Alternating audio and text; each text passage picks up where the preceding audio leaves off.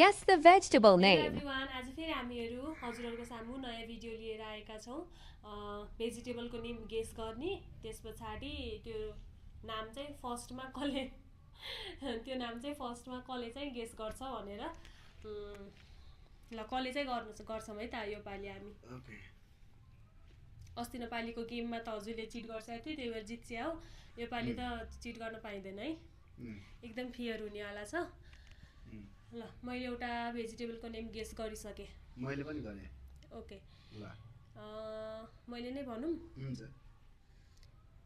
त्यो तरकारी अहिले हाम्रो किचनमा छ? छैन। छैन? हजुरले रोजेको तरकारी चाहिँ मलाई मन पर्छ? तिमीलाई खासै मन पर्दैन? खासै मन पर्दैन? मैले हजुरले भन्छ। अनि छ कि छैन त आज तिमीले रोजेको चाहिँ तरकारी छ कि छैन आज हाम्रो रुममा? छैन। छैन। त्यो केमा फल्छ? दुईचोटि सोचिन्छ हजुरले, मैले सोध्ने हो अब। मैले सोच्छु ल भन्छु। त्यसको रुख हुन्छ कि झाल हुन्छ कि जमिन मुनि फल्छ कि? झाल हुन्छ। झाल? झालमा फल्छ? फल्छ। हो ल अब हजुरले सोच्छ। अनि तिम्रो चाहिँ कस्तो खालको फल हो नि? रुखमा फल्छ। रुखमा फल्छ? तरकारी हो त रुखमा फल्छ?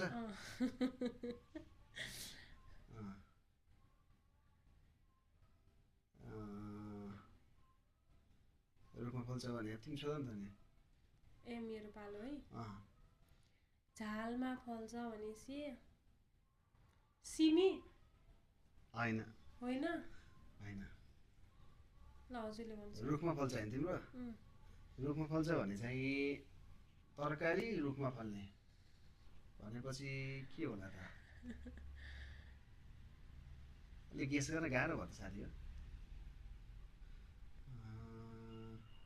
कोइराल साग? होइन। होइन? रुखमा त फल्छ नि कोइराल साग। नै त्यो होइन नि त, मैले भन्छु ल। कस्तो कलरको हुन्छ त्यो? कलर त अब ब्ल्याक कस्तो पनि हुन्छ, व्हाइट पनि हुन्छ, दुईटैमा फल्छ। ब्ल्याक पनि हुन्छ, व्हाइट पनि हुन्छ। ब्ल्याक हुन्छ पुरै? कालो? कालो ब्ल्याक जस्तो ग्रिनमा हुन्छ के? ग्रिनमा? हरियो नै हुन्छ अनि व्हाइटमा पनि हुन्छ। ल हजुरले भन्छ। करेला हो? यस। ल मैले जितेँ। ल बधाई छ, कङ्ग्रेचुलेसन। हजुरको चाहिँ के थियो भने त्यो फ्रुट्स पनि हो, तरकारी पनि हो के